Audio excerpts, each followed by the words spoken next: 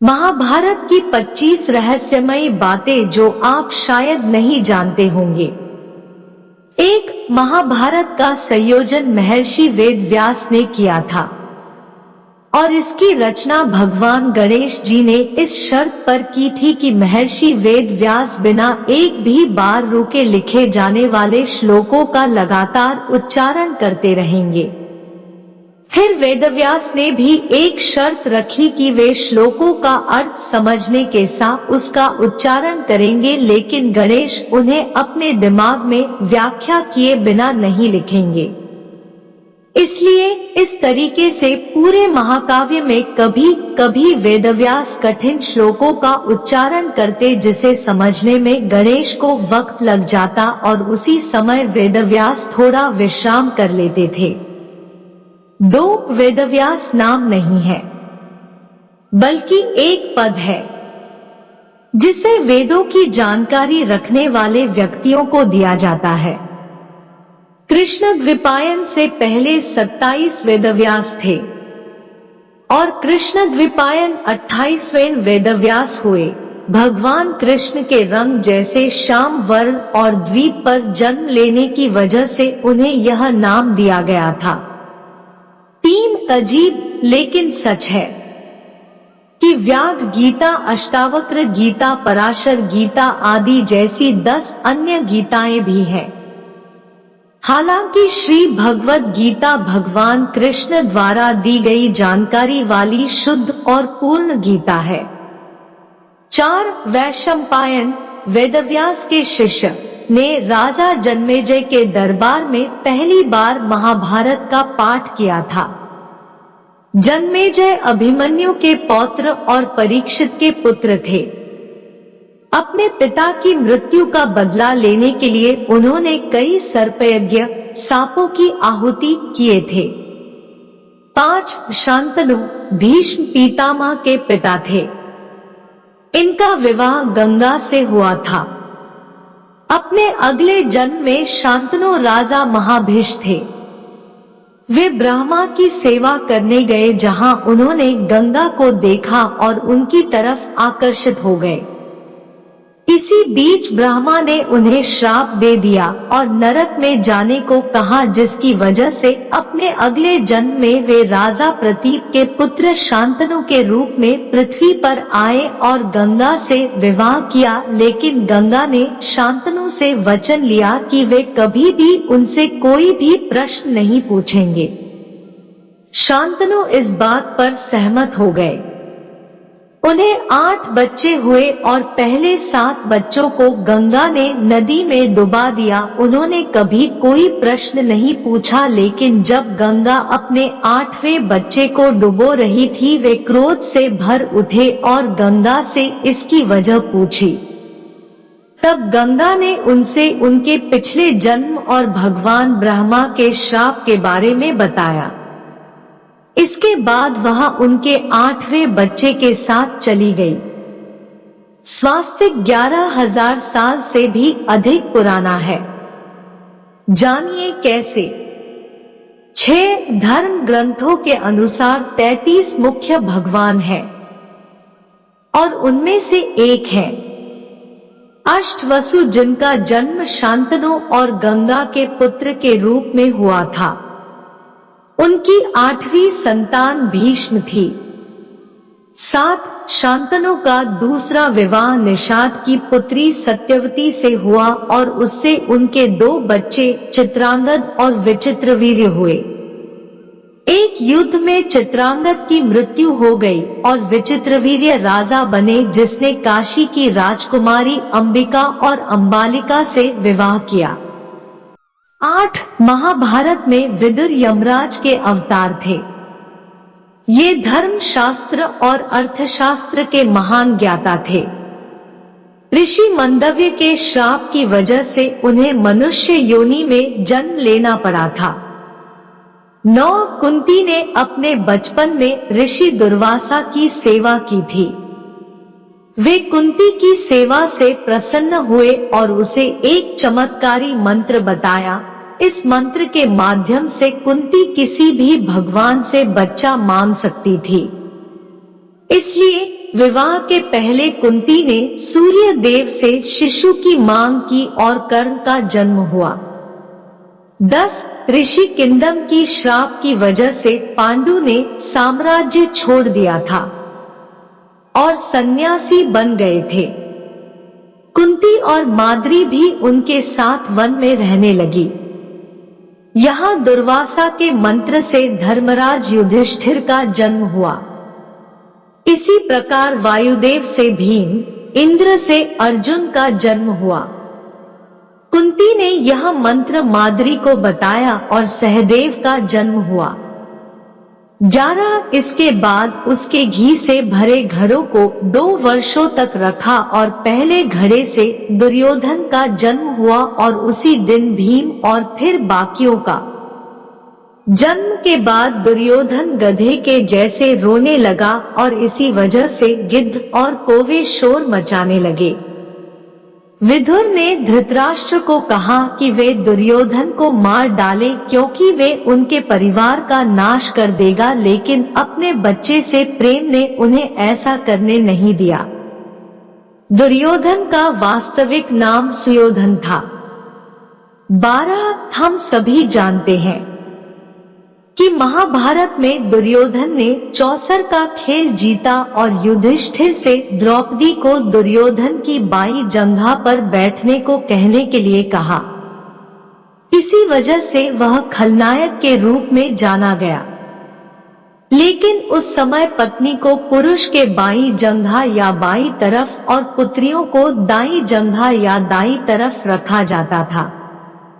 13 आम तौर पर लोग 6 पक्षीय पासे के बारे में जानते हैं। अजीब बात यह है कि जिस पासे से शकुनी ने पांडवों को चौसर के खेल में हराया था, उसके 4 ही पक्ष थे और वे पासे किस चीज से बने थे, इसके बारे में किसी को पता नहीं था। 14 कहा जाता है कि महाभारत धर्म के बारे में शिक्षा देता है और कई लोग इसे सत्य और झूठ से जोड़कर भी देखते हैं।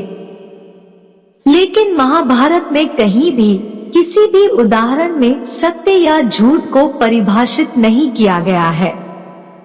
महाभारत का प्रत्येक कार्य उसके पात्रों की वर्तमान स्थिति पर निर्भर करता है। 15 भविष्यवाणी करने के लिए ज्योतिषी नक्षत्रों पर निर्भर रहते थे, क्योंकि महाभारत युग में कोई राशि चिन्ह नहीं था। नक्षत्रों में रोहिणी पहले स्थान पर था, न कि अश्विनी। कुमारी कंदम की अनकही कहानी हिंद महासागर में मानव सभ्यता का उद्गम स्थल। 16 क्या आप जानते हैं कि महाभारत के युद्ध में विदेशी भी शामिल थे? वास्तविक युद्ध सिर्फ पांडवों और कौरवों के बीच नहीं था, बल्कि रोम और यमन की सेना भी इसका हिस्सा थी। 17 अभिमन्यु की मौत के लिए चक्रव्यूह की रचना करने वाले 7 महारथियों को उसकी मौत का कारण माना जाता है, लेकिन यह पूर्ण सत्य नहीं है। अभिमन्यु ने दुर्योधन के पुत्र की हत्या की थी, जो 7 महारथियों में से एक था। इसी बात से नाराज होकर दुशासन ने अभिमन्यु का वध कर दिया था।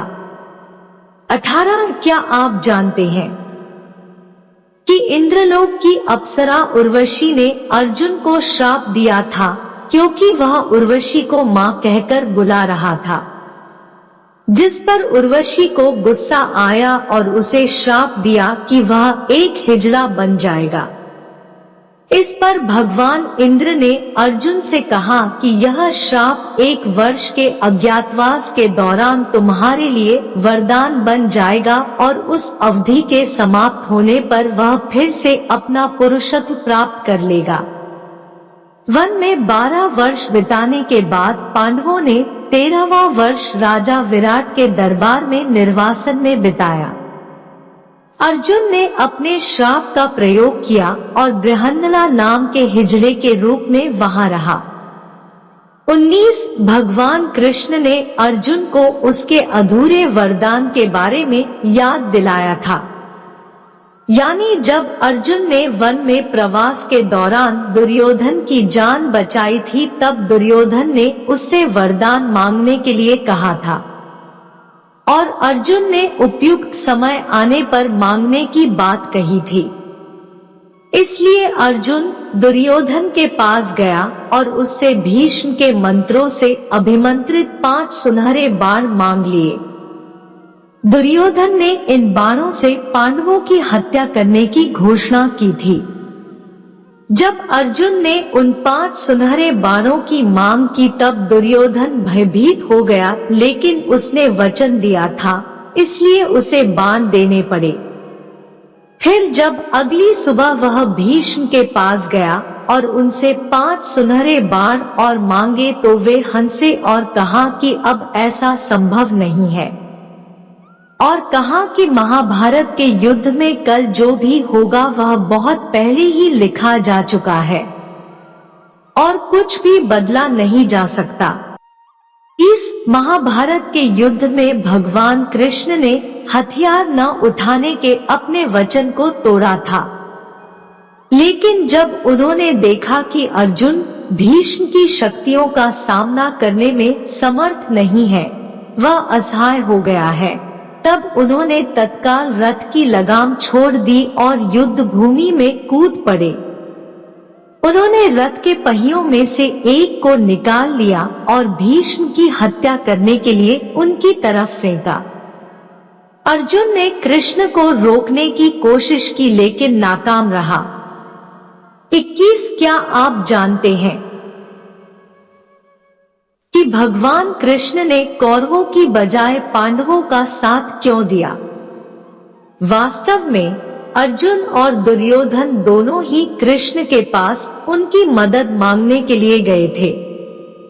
वे उनके कक्ष में पहुंचे। दुर्योधन उनके कक्ष में पहले पहुंचा था और वह कृष्ण के सिरहाने जाकर बैठ गया था। अर्जुन कृष्ण के पैरों के पास गया और हाथ जोड़कर खड़ा हो गया। जब कृष्ण की नींद खुली तो उन्होंने अर्जुन को पहले देखा, मुस्कुराए और कहा कि वह उसका साथ देंगे। 22 महाभारत में कौरवों की रक्षा जयद्रथ कर रहा था। पांडवों को चक्रव्यूह में प्रवेश करने से रोकने के लिए वह अपने वरदान का प्रयोग कर रहा था। जयद्रथ को भगवान शिव से वरदान प्राप्त था कि वह अर्जुन को छोड़कर बाकी पांडवों को युद्ध में एक दिन के लिए रोक सकता था। अर्जुन को भगवान कृष्ण का संरक्षण प्राप्त था, इसलिए वह इस वरदान से बाहर रहा। लेकिन जब अर्जुन के पुत्र की चक्रव्यूह में हत्या हुई, तब बाद में अर्जुन ने जयद्रथ को अपने बाण से मार डाला। 23 एकलव्य का पुनर्जन्म द्रौपदी के जुड़वा भाई धृष्टद्युम्न के रूप में हुआ था। रुक्मिणी के अपहरण के दौरान कृष्ण ने उन्हें मार डाला था, इसलिए गुरु दक्षिणा के तौर पर कृष्ण ने उन्हें पुनर्जन्म लेने और द्रोणा से बदला पूरा करने का वरदान दिया था। 24 दुर्योधन ने भगवद गीता सुनने से यह कहकर मना कर दिया था कि वह सही और गलत के बारे में जानता है। उसने यह भी कहा कि कुछ शक्तियां हैं जो उसे सही मार्ग चुनने नहीं दे रही। अगर उसने कृष्ण की बातें सुनी होती तो युद्ध टाला जा सकता था। 25 आश्चर्य की बात है, द्रौपदी देवी दुर्गा की अवतार थी। एक बार देर रात भीम ने द्रौपदी को मां दुर्गा के रूप में देखा। वह भीम से खाली कटोरे में भीम का खून मांग रही थी। मृत्यु से डरा हुआ उसने यह पूरी कहानी अपनी मां कुंती को सुनाई। फिर उन्होंने द्रौपदी को भीम को कभी दुख न पहुंचाने के लिए कहा। नश्वर होने के नाते द्रौपदी को वचन देना पड़ा और ऐसा करते समय वह अपने होंठ काट लेती है। कुंती अपने कपड़े के किनारे से उनके होठों पर लगे हुए खून को साफ करती है और वचन देती है कि भीम उसके लिए कटोरा भरेगा। मित्रों, यह कहानी आपको कैसी लगी कमेंट बॉक्स में जरूर बताइएगा। वीडियो अच्छा लगा तो वीडियो को लाइक और शेयर करें, चैनल को सब्सक्राइब कर ले। धन्यवाद।